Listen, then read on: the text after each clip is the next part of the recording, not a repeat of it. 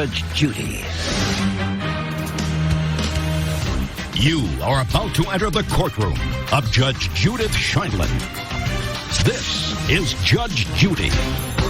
Shelley Beard is suing Michael Locantano for destroying her violin when he fell on it. Order. All rise. It's case number 111 on the calendar in the matter of Beard versus Locantano. Thank you. You're welcome. Parties have been sworn in. You may be seated, sir. Have a seat. Miss Beard, tell me what you do for a living. I'm a violin instructor. And where do you work from? A school in Delaware. And how long have you worked there? Almost 15 years. It is your claim that the defendant broke this musical instrument. Correct. And that's your violin. Yeah. When did you purchase it? In 2002. From whom? The maker, Jeffrey Owington. Where is the maker? He is deceased. How much did you pay for it in 2002? $11,500. And you insured it, starting in what year? 2002. You insured it for how much? $11,500. And after this incident, the insurance paid you $11,500. Correct. And what you're suing now, the defendant for, is $3,500 now. Correct. And who appraised it for you? I took it to a dealer in Philadelphia. Is that the dealer? No. Well, then. I have the appraisal letter. No, I don't read a letter from an appraiser.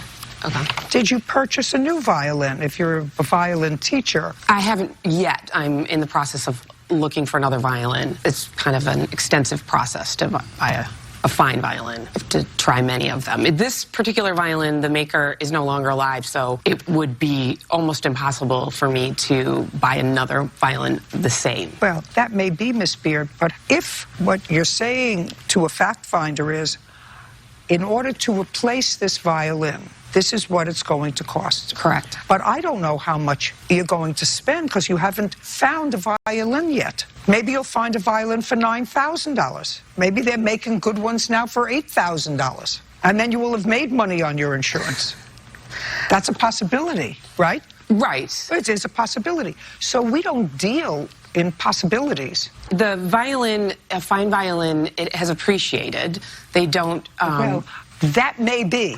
But we're not engaged in a guessing game. You placed a value on the instrument of $11,500. Now, you had the option since 2000, I own a diamond ring. And over the years, the diamond appreciates. I paid $10,000 for it in 2002, but now it's valued at $20,000. Well, what I would probably do if I had insurance was increase my insurance, like you increase an umbrella insurance policy, you increase if your home increases in value, you increase the value and you pay the extra $2 a month in insurance. But you valued this instrument at $11,500. If you're saying I can't replace it for less than $12,500, and this is a comparable violin that I found, well, maybe I would listen to you, but you haven't done that yet. Well, I do have paperwork on a violin by the same maker that was sold in 2017 for $14,000, and the dealer who sold it said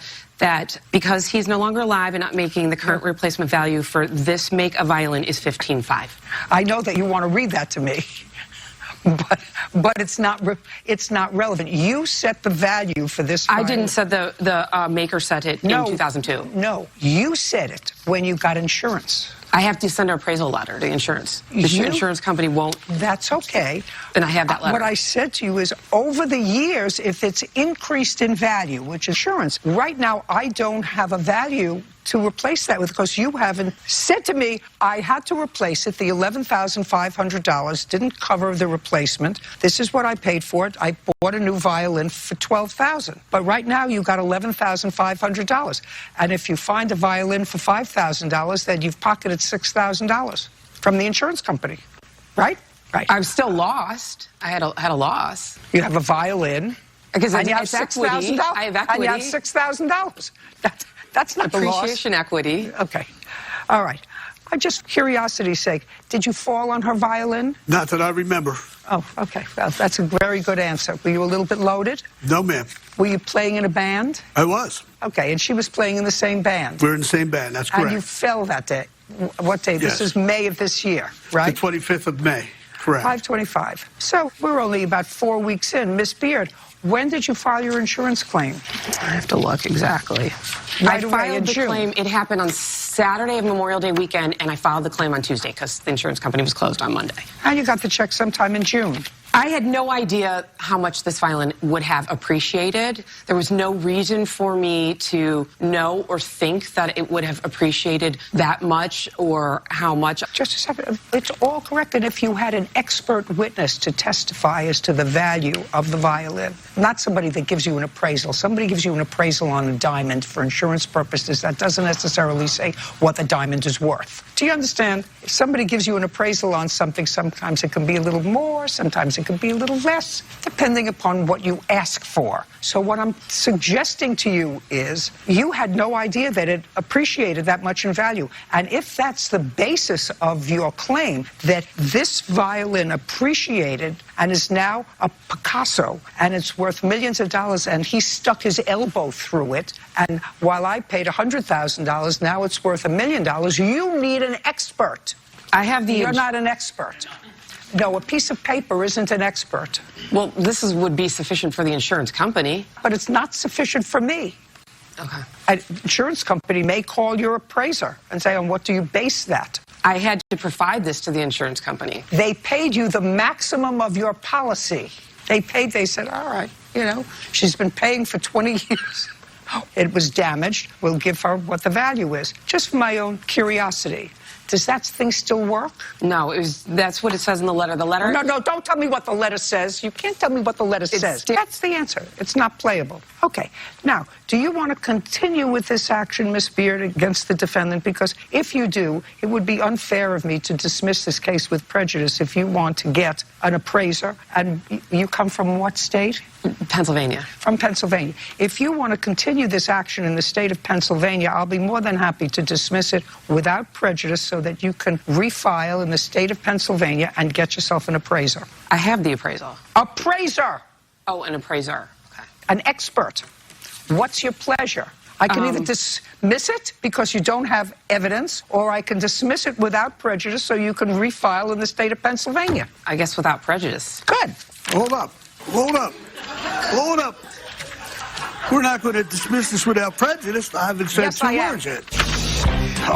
You handled that real well. Parties are excused when they step out. We were performing in a band gig. What happened is I actually had a medical issue. And he had too much to drink. That was confirmed by my doctor at the hospital. I saw him swerve a little bit, and then... A single pull episode where my blood pressure dropped, which caused me to pass out. All of a sudden, he fell completely over. The next day, they said, oh, you damaged the violin. So I don't even know if I did damage the violin or I didn't. Bad for her. I'm just a little ticked at the way she went about handling the whole situation. And now, the next case. All parties in the matter of Thorne versus Moss Satterfield. Step forward. Patrick Thorne is suing his ex-sister-in-law, Lindsay Moss, and her brother, Cody Satterfield, for loans to pay an outstanding utility bill and to buy a motorcycle. Mr. Thorne, this is your former sister-in-law, and that's your former brother-in-law. Yes, Your Honor. You were married to their sister. Yes, Your Honor. And it is your claim that there are 2 outstanding loans that were made to each of them. Yes, Your Honor. Is this your former wife? Yes. And this is your current girlfriend? Yes, Your Honor. Interesting. Do you and your ex-wife have any children? Yes, Your Honor. How many? 4 children. Okay. It is your claim that these loans were made during the course of your marriage. Is that right? We were married, but we were separated. Is that correct? Yes, Your Honor. You answered yes. So at the time that Mr. Thorne gave you money, he was not living with your sister? No, he had left, her and the children. In what month was it that he gave you money? May of 2018. For what? It was for an electric bill to help out my grandparents. Did you call him on the phone, or did you go to... I asked him if he could help out my grandparents. He's been in our family for 13 years, and he did agree because he was a part of the family. How much money did he give you? It was $1,500. Did you pay him any of that money back? Yes, I made How 3 much? payments. $300. And Mr. Satterfield, when Mr. Thorne gave you money, was it before he and your sister separated or afterwards? It was after. What did you need money for? To buy a motorcycle. Oh, that's not a need. We were currently riding together, and we were still hanging out with each other, and I was riding his smaller bike at the time, and we both agreed that I needed a bigger bike. How old are you? I'm 29. What do you mean you both agreed that you need a bigger bike? If you needed a bigger bike, you buy a bigger bike. Why would he's got 4 children, buy you a bike? He had the extra money at the time to help me out. Does this man look like he's got 4 children, he's got a girlfriend, he's got an ex-wife? He doesn't have extra money. He also has 2 motorcycles already, ma'am. I'm sorry. So what? You're 29 years old. You want a bigger motorcycle, buy it. How much did he give you? He gave me $1,900. And how much did you pay him back? I paid him back $250. Your Honor, that's incorrect, $150. I also have receipts proving that. I had paid him back extra, and he did not give me receipts for them. That you should have gotten receipts.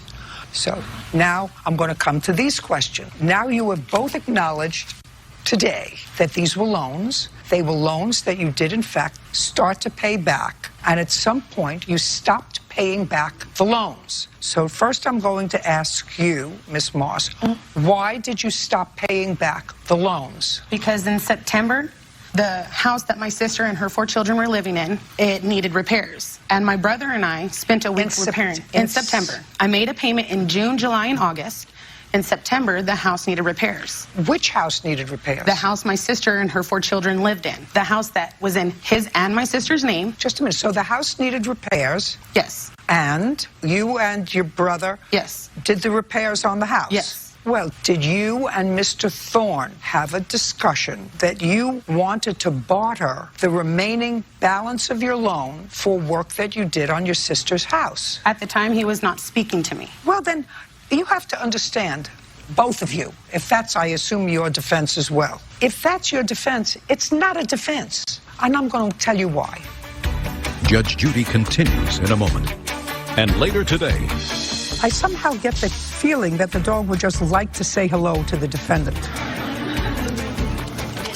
So this is the situation, Ms. Rakowski. It's time that she had a permanent home. real cases, real people. Judge Judy. Patrick Thorne says ex-sister-in-law Lindsay Moss and brother Cody Satterfield owe for 2 loans they stopped paying on. You had a contract with Mr. Thorne. Your contract was he made a loan, you were going to make payments. If you try to modify that contract, and you can modify that contract, you have to have a discussion with the person who loaned you the money and say, listen, instead of paying you back what I owe you, we would like to work on the house where your kids are living that's in your name as well, and we would like to work off the balance of this in a barter. And then he would either say yes or no. But you can't do that unilaterally, which means just you, not both of you, unless you have an agreement. You can't do that. I was still making my payments. I made the payment in June, July, and August. In September, he was not speaking to me because the relationship between him and my sister was sour. He cut off all... What did that have to do with making your payments? I had no way of making a payment to him. So you didn't know where he lived? I couldn't go to his house. Just a second. You mail him a money order. You send him a check. That's not a reason. Address. You owe him $1,200. You owe me $1,850. Judgment for the plaintiff. We're done. Parties are excused. You may step out. Well, we fixed the house. We put a lot of money and time and effort. It took us... I moved into the house less than 2 months later. A week to fix that house. We hauled off everything in that house. I worked on the house for 9 days before I was able to move into it. And then he moves in.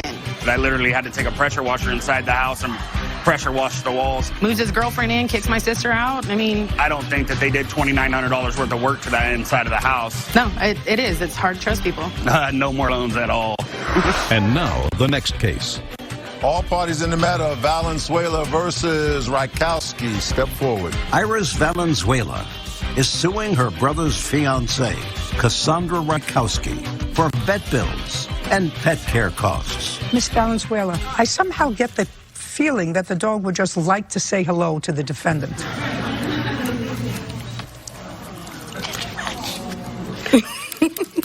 Yeah. Why don't you put her down so she doesn't fall?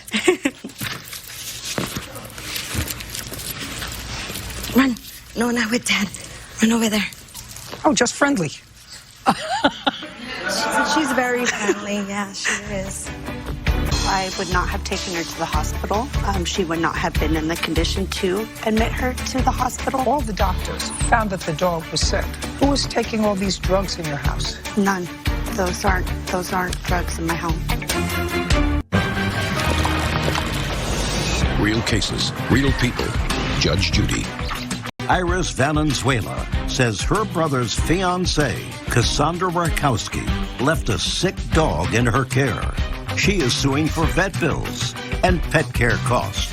Ms. Rakowski, this was your dog. Correct. And you've been unable to take care of the dog because you've been in what appears to be a sort of homeless situation for the last almost year. Correct. And you're still not able to take the dog. You're still moving around. The plaintiffs with whom you left the dog about a year ago is requesting money for the dog's care. I assume you were friends. You knew each other. Yes, we knew each other. Is it your intention to keep the dog? No, it is, yes. Okay. She looks very healthy. Thank you. So this is the situation, Ms. Rakowski. Since you can't really take her, and since she appears to be healthy and well taken care of, I think it's time that she had a permanent home. You want her. Yes. And you want her to be yours. Yes. And you've treated her as if she were yours. Yes. Well, then Miss Rakowski's not going to give you any money. But if she was to give me a healthy dog to take care of, I would have this. We went through a lot together. In the beginning? Yes. Since then, you've had no trouble with the dog? Since after she got sick, no, I haven't. Since then? And that was within the first week or so that the dog was with you? Yes. It took her about 2 months to get better. Okay, and you had a vet bill? Yes. How much was the vet bill? How old is the dog, Miss Rakowski? She is 5 years old. Is that a bill that you're showing me? Yes, they're all on the top. Vet. They're stapled Just together. Show me the vet bill. There's 3 different ones, Your Honor. Okay, Is I'll that take a okay? look at it. It's from the ER.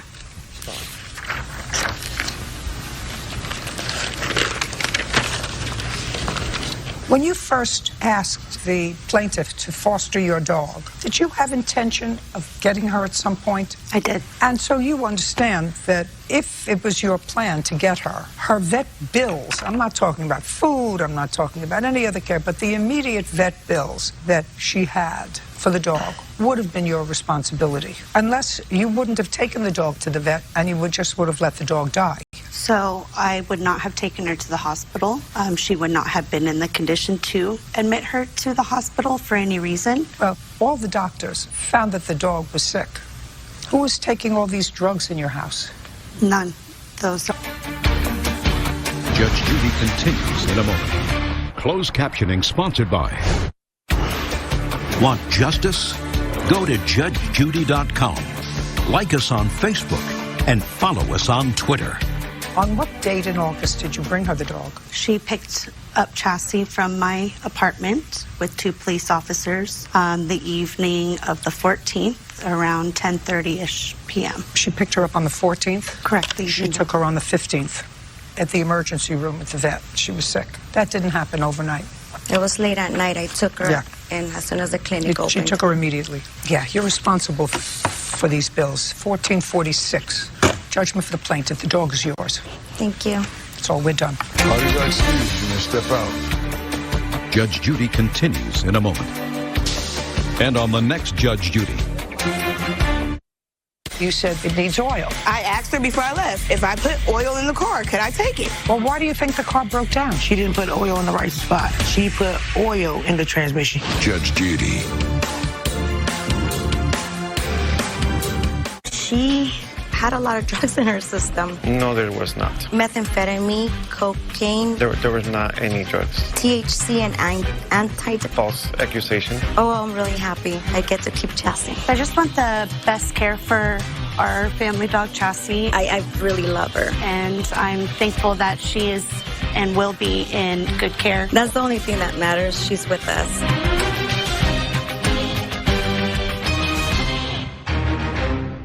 I know for a fact, though, I paid her. Facts are right here. I can show you the facts. Her pushy friend couldn't wait to repossess a car. You didn't pay for periods of time, according to this. I was late sometimes. All the time.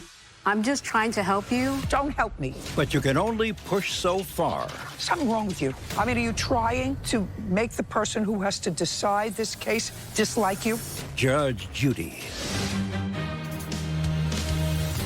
You are about to enter the courtroom of Judge Judith Scheindlin. This is Judge Judy. Paula Casso is suing her former best friend, Nicole Martinez, for the return or value of a Kia Soul and her personal belongings. Order. All rise.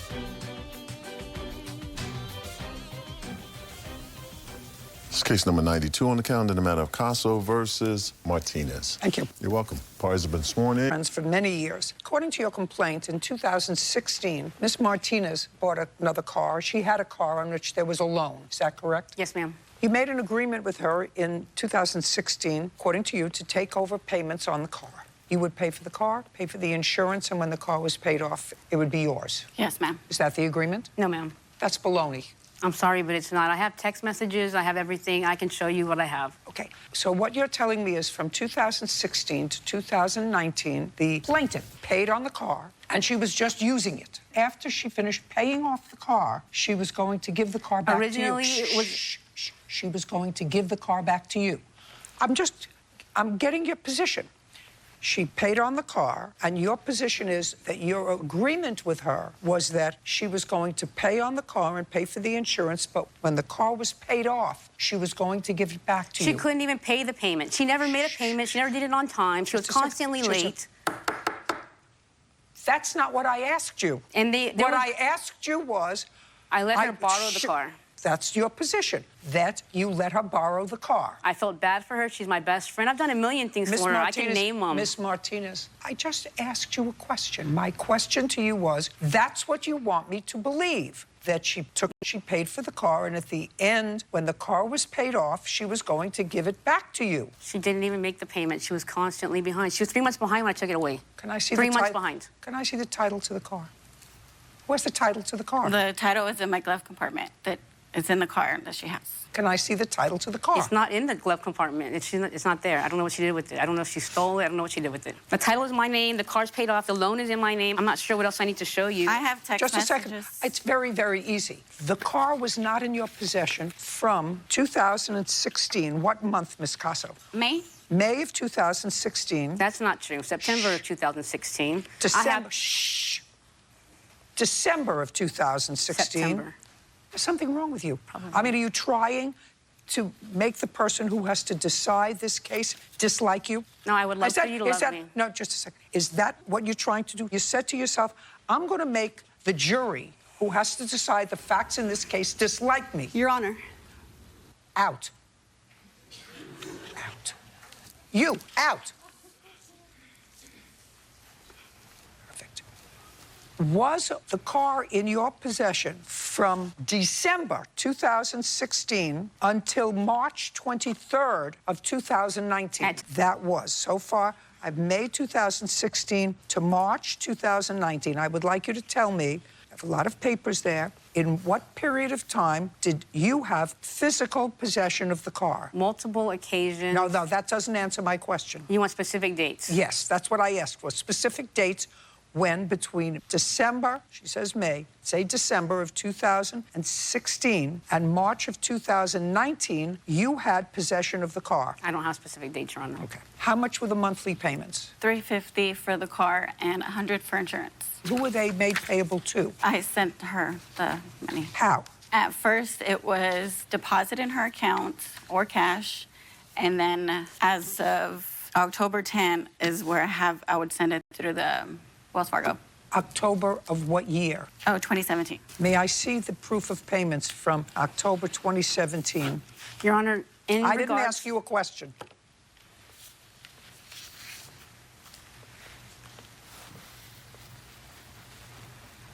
Well, what I see here, Ms. Casso, is that you made payments, but they weren't always the $350 a month. No, I was. You didn't pay for periods of time, according to $100. Yes, ma'am. I was late sometimes, yes. All the time. And I'm just trying to help you. No, don't help me. Okay. Don't help me. I won't help you anymore. Don't help me. Yes, ma'am, I've been I'm sorry. doing this for 50 years. I don't need any help. I'm sorry. So it looks as if you were inconsistent with your payments. Yes, ma'am. Okay. Now, the total number of payments that you made equaled the total that you put down here, $5,545? Yes. Is that right? Yes. Right, so you had the car for 27 months, Okay. right? Yeah. Right. Well, that's $7,000. And according to you, giving you credit for everything that you have here, you paid $5,000. Yes, ma'am. Well, then you didn't pay what you were supposed to pay.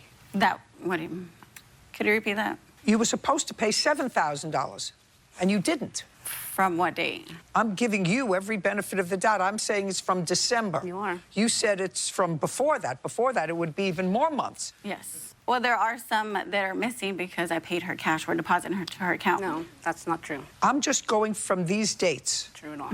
From the date you said you started to pay her, by transferring it, you were supposed to pay her $7,000. You only paid her $5,000. I don't know. Well, I don't know either. For over 2 years, right? According to you, you had the car 2.5 years. Yes.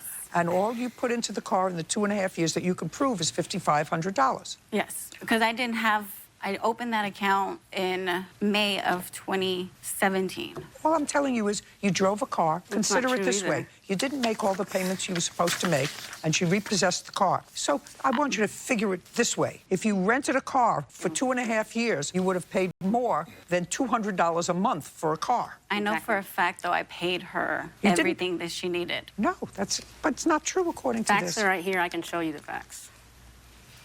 Sorry, I'm just trying to show you. If it wasn't sent through there, then I gave it to her. I have text messages proving that Then she I'd said like- she would give me the just a title after I paid it off.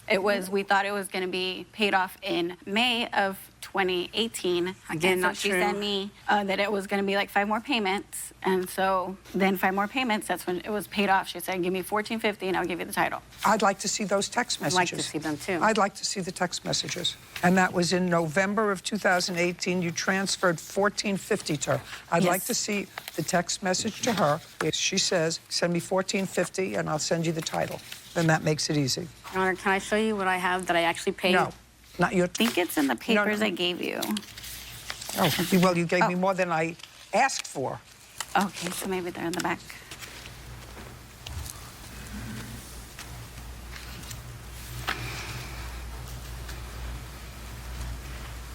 Sir, would you show this to the defendant, please?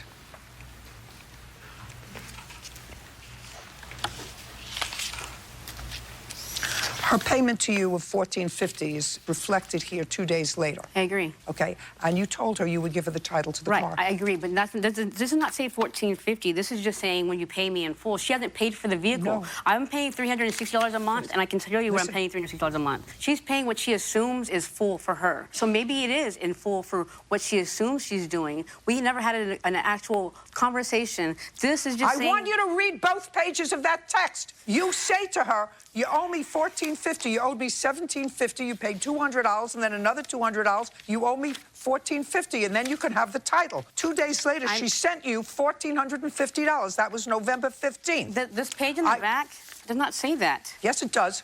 It says $1,750. Read on. I just did. No, just read on. Read where it says you owed me $1,750. You paid $200. You go through the numbers. I was behind in payments on, not in total in paying the car off full. The car, I paid $1,500 down. So I'm going to give her a free car? I'm going to let her pay the 1.5 years that I paid on it, and she's going to get a free car. She didn't pay me numerous times. Just a second. I'm paying $360 a month, and she's paying me $350. There's never a payment in full. That's what she owed me from behind, not paying me in full. Can I have that, please? I want to see any payment that you made on the car after November of 2000. Listen to what I'm doing. You don't show me what I didn't ask for. You let me finish my statement. I want you to show me any payments that you made on the car after December of 2018. I just want you to show me any payment that you made on the car on or after December of 2018 after she sent you the $1,450.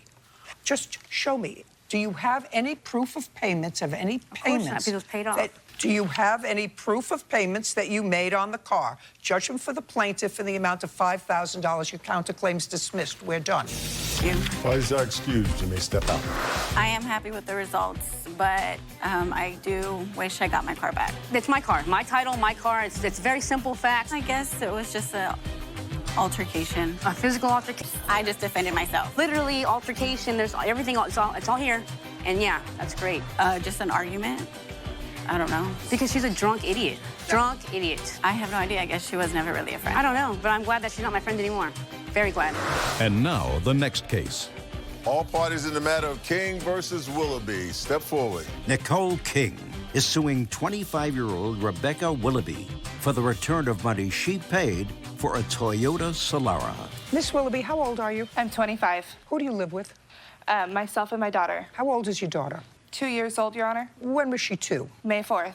Did you ever live with her father? Yes. In what month and year? 2015. Until when? 2017. What month in 2017? December. What happened? We separated. Did you move or did he? He did. Where were you living in December of 2017? The address? Tehachapi, California. Address? Campo Court, apartment A. How long did you live there? About a year. Where are you currently living? The same place. Where were you working in 2017? I worked at Arco gas station, and at the end of 2017, I was working at Albertsons. Where are you working now? Same place, Albertsons. Since 2017? I'm sorry, 2018. I ask those questions because they become relevant to your case. You received all of these money orders? Yes. And did you total all the money orders, Miss Willoughby? No, I did not. Why not? I mean, why wouldn't you total all the money orders? I would make you a pretty stupid person. And you explain to me why you did not give her what she bargained for. Real cases, real people. Judge Judy. Nicole King says Rebecca Willoughby owes for the return of money she paid for a car but never received. According to your case, Ms. King, you and the defendant made an arrangement to purchase her car. You made an arrangement to purchase her car over a period of time. You gave her a deposit, and according to you, the arrangement was that you would pay the balance. I think the agreed-upon price was something like $3,500, and you would pay the car, and then you would get the car. Correct. And according to you, you made most of those payments, all except for one. Yes, Your Honor. And the arrangement was that you were supposed to meet at a mechanic, check over the car, to have it smogged and everything, and then Yes, Your give her Honor. the final payment, whatever that was. What was the final payment? Just short of $50. Can I see proof of the payments? Absolutely.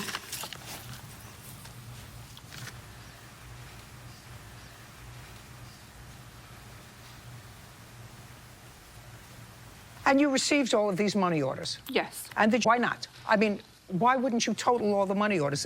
I would make you a pretty stupid person. I would have totaled them at the time, but to my knowledge right now, I don't remember. Well, if you don't remember, then I'm going to rely on her memory and the receipts. How much in total did you pay her? I paid her $3,451. That was in 2017. Yes, Your Honor. Then you said you couldn't find her. I couldn't. Well, she's been living at the same address. She has. However, I had hired a process server to find her. Nobody could find her. For all intents and purposes, Miss Willoughby, the car was paid for. For all intents and pay attention to what I'm saying. For all intents and purposes, the car was paid for. I want to know, were you having a difficult financial time? Because she never got the car. You kept her almost $3,500, which was the purchase price of the car. And I want you to explain to me so that I'm going to understand it. Why? And if you tell me the truth, we won't have a problem. If you say a boyfriend left, I had no money, whatever it was, you want to explain to me why this person, who was a stranger to you, paid you the money, kept her end of the bargain with the exception of $50, and you explain to me why you did not give her what she bargained for. Go! Tell me what I'm not going to believe. You see, she doesn't look like a nut and say, well, I paid $3,450. I'm not going to give her the other $50 and she's not going to give me the car. You want to tell me what happened with her money and the boyfriend and your need for cash.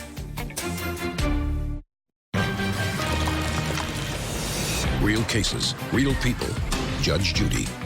Nicole King says Rebecca Willoughby owes for the return of money she paid for a car but never received. You explain to me why you did not give her what she bargained for. Go! The last payment made was August 2017 for $300. She was supposed to pay the last payment and never did. She refused to pay me. Yes, I was going to. Just a sec. Let's go. Ready for me? Okay. I'm waiting for you. No problem. So far, we don't have an answer. The last payment was made August. I heard you. She never paid me. I heard you. There was still an amount due. I heard you. Car. $50. Go. She's paid you $34.50. Go. I wasn't going to give her the car if she didn't pay me the remainder. Well, then what did you say to her? I told her. I asked her. Show me. Where the you last said. payment? Show me. No. Show me where you said to her, if you're not going to give me the last payment, because, you know, there are certain things that are logical. Do you understand? Yes. Logical is when you've paid practically every penny for a car because of a $50 bill. Of course. You don't not get the car because of that, unless something's happened to the car in the interim. Unless all the time she was giving you this money for the car, something happened to it, you spent it, the boyfriend took it, something happened to it. I want you to tell me, don't tell me what I'm not going to believe. You see, she doesn't look like a nut and say, well, I paid $3,450. I'm not going to give her the other $50 and she's not going to give me the car. That doesn't make sense. And if something doesn't make sense, Miss Willoughby, it's not true. You want to tell me what happened with her money and the boyfriend and your need for cash. Exactly how much do those money orders add up to? $34.50. Do they? Yes. Because the last payment on the car was $300. $34.50. And you didn't keep track. Let's go. You took the money as she gave it to you, and you and the boyfriend spent it. That's what happened over whatever period of time. 2 months, 3 months. Now you spent it. And then you had no car if you gave her the car. You want to continue? Tell me a story that I believe. The car got repossessed January 2018. All right. There you go. But it was one payment left on it for $300. When you sold her the car and it had clearly a lien on it, or you took out a title loan on it. And she knew it had a lien on it. Okay. Judge Judy continues in a moment. Are you the victim of a scam? Go to judgejudy.com. Like us on Facebook and follow us on Twitter. You sold her what kind of car? A 2004 Toyota Solara. And how much was the lien that was on it? I don't recall at the time. Just a second. Where did you think you were coming today? To the circus? Definitely not. Where did you think? You're not at a circus. So if you were hard up for cash and you had a bum for a boyfriend, that's not her fault. No, it's not. No. And that's the bottom line. You were hard up for cash and you had a bum for a boyfriend. But that's also not my fault that she didn't pay the rest of the money. I find that she paid, she fulfilled her end of the contract, and you I don't care if it's $50. And you prevented her from getting her property. No, she didn't pay the rest of the money. I'm not going to give her a car that she didn't pay for. Okay. When the car was repossessed, how much money was left owed on it, and who was the lender? One payment and me. Well, you weren't the lender. Who was the lender on the loan? You were the obligor. Who was the lender? What bank? What financial institution? Easy Auto Shop. And when had you purchased the car? 2016. What month in 2016? I don't recall, Your Honor. You don't recall a lot. Okay, whether you're a bum too, but so far you owe her $3,441. We're done. Thank you. Parties are excused. You may step out. Judge Judy continues in a moment. And on the next Judge Judy. I told her the car wasn't paid off completely, so the amount that she gave me goes directly to the car. I was not aware that she had a lien on the vehicle. And as soon as it's paid off, she gets the car. She was using the car for her disposal. She signed a contract. Because in the agreement, it wasn't said that the car couldn't be driven. She voided the contract. I feel like I won. Because I didn't receive the full amount, so she didn't receive the car, and that's final. You know, I don't really even want the vehicle. I just want the amount.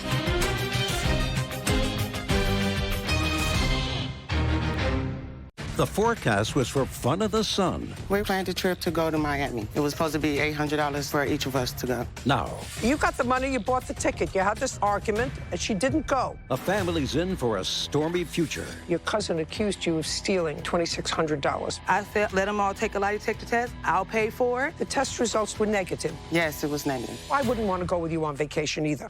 Judge Judy. You are about to enter the courtroom of Judge Judith Scheindlin.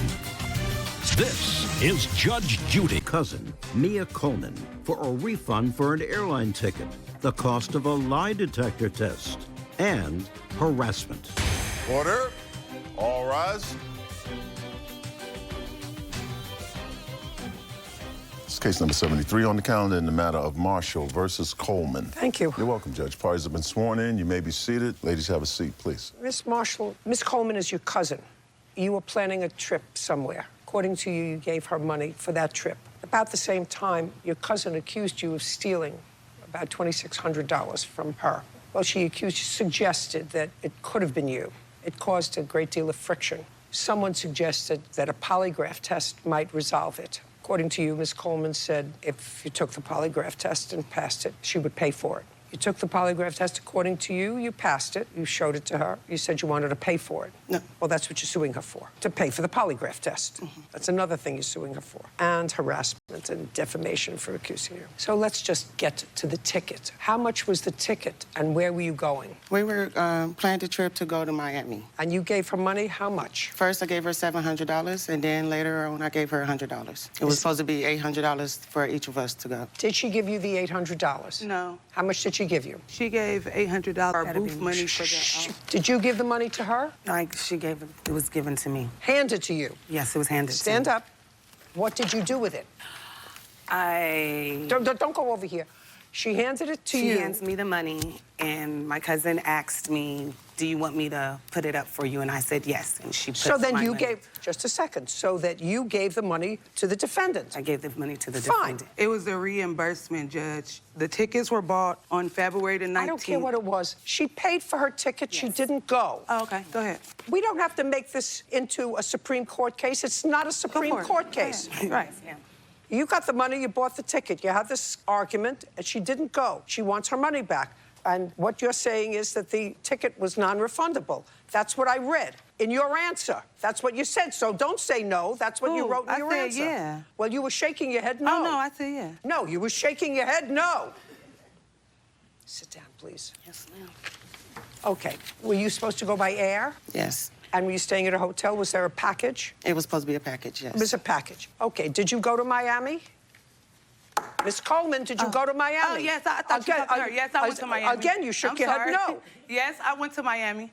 Okay. But she didn't go because she didn't want to go. I didn't ask you a question. There's no question before. What happened to her ticket? It was non-refundable due to the fact that money got... Just a second. It was a non-refundable ticket? Yes. Did they tell you it was a non-refundable ticket? Yes. When did they tell you it was a non-refundable ticket? March 17th. And when was the trip scheduled? This trip was scheduled for May 17th. Okay, so they told you 2 months in advance that the ticket was non-refundable. So what do you want me to do? I wanted my money back, or I wanted information about the ticket so I can go somewhere else. I asked for information of the airline and everything, and they didn't give me nothing. Oh, do you have all the information for her? Yes, which she never asked for. Just a second. All I have to do is say it's a non-refundable ticket, and you can't change it. That's all. Can I see it, please? Here you go.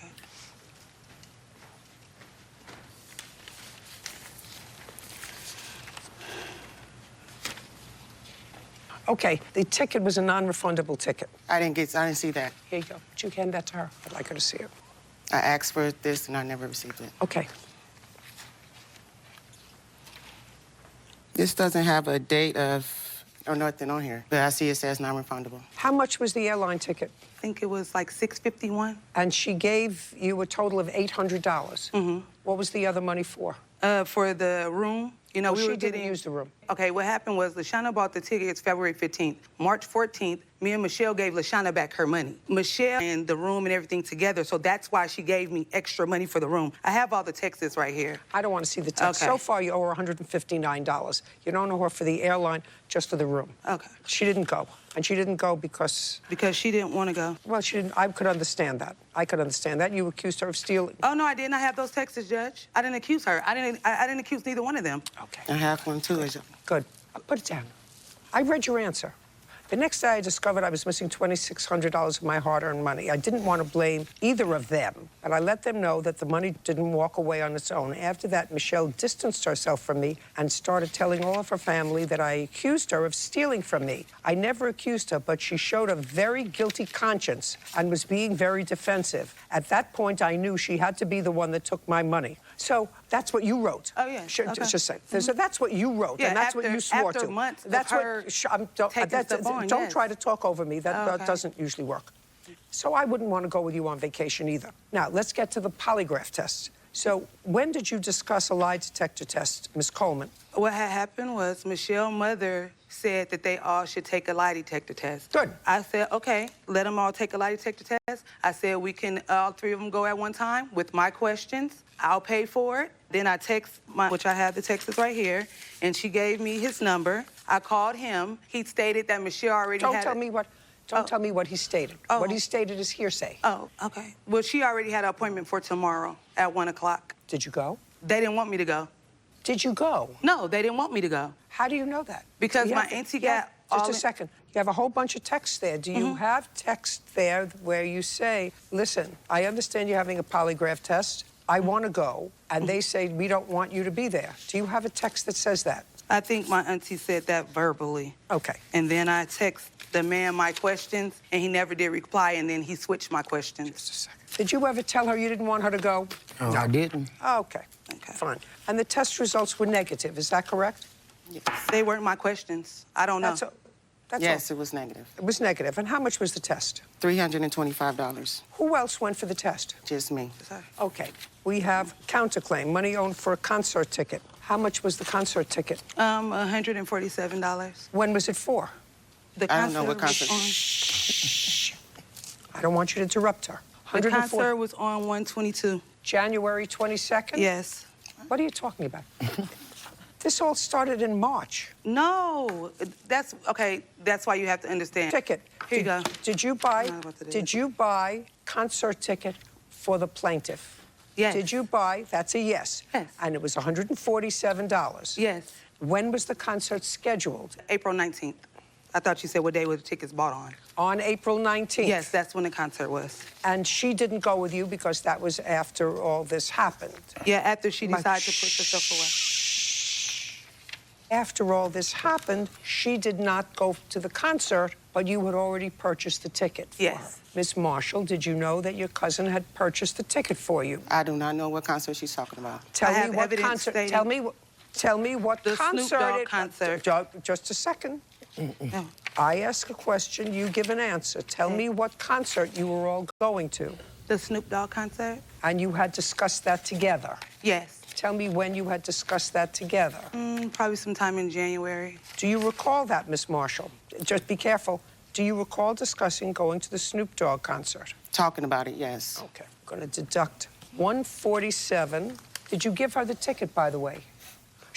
No. No, just a second. Did you give...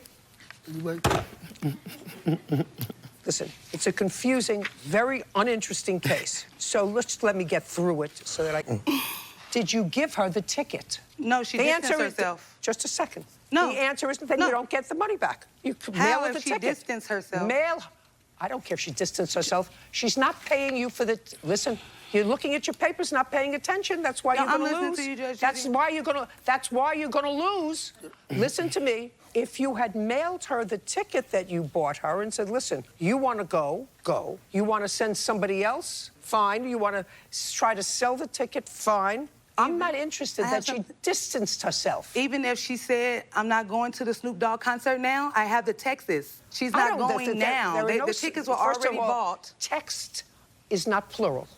Second of all, she doesn't have to go. All you have to do is send her the ticket. Put your hand She didn't give me down. the money by then. LaShawna bought the tickets. We were supposed to reimburse her money on the ticket. She didn't give us our money. I'm always the collector in situations. But she hands didn't give down, us no money.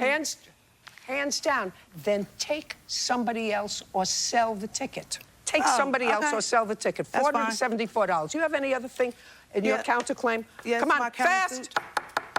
My counterclaim is about me and my children. Michelle has been slandering my name all over Facebook to my family. She's accused when I never did. I told them I don't know which one of them took my money. Okay, I have $447. Judgment for the plaintiff. Counterclaim's dismissed. Judge Judy, we are walking done. out. What about her talking about my children? We are Judge Judy, done. We're finished. Even her daughter's father said something about my son's mental health. Are you serious? Serious? Judge. Ma'am. I never accused neither one. What happened was I had a conversation with both of them. I said, I don't know if you stole it, I don't know if you stole it. I don't even believe the money was missing. I believe it was all just a scam to get me for my money and they can go to the trip. At the Snoop Dogg, Miami, we already didn't pay for all of this. I can't go. I'm not messing with you guys anymore. It's Terribly, terrible sad. I am truly hurt by that. It's no more relationship. It's no more relationship, you know? Me and my cousin was really close before all this came about. Never trust family. Never trust family again. And now, the next case. All parties in the matter, Porter versus Clark. Step forward. Whitney Porter is suing her ex-boyfriend, Trendle Clark, for late fees, stolen money, and damaged property. Miss Porter, it is your claim that Mr. Clark, who was an old friend of yours, called you one evening. What was the date of that call? May 2nd. And he needed a place to sleep because he was a little drunk. Mm-hmm. Where had you been? I was at work. I wasn't drunk. So why didn't you go home? It was too fast. Prior to May 2nd of this year, when had you slept at her house before? Probably a few months before that. So you usually drive home from work? Yeah, if it's close, yeah. Well, your house doesn't move, does it? Nah. Does your workplace move? No. Well, if your workplace doesn't move and your house doesn't move, then it's the same distance all the time. So why sometimes do you sleep over and sometimes not? Judge Judy continues in a moment. You went to pay the rent, and the $525 was missing from your purse. Yes, ma'am. So there were only two people who could have taken that money. One was your daughter, and one was Mr. Clark. Yes. You want to stand up?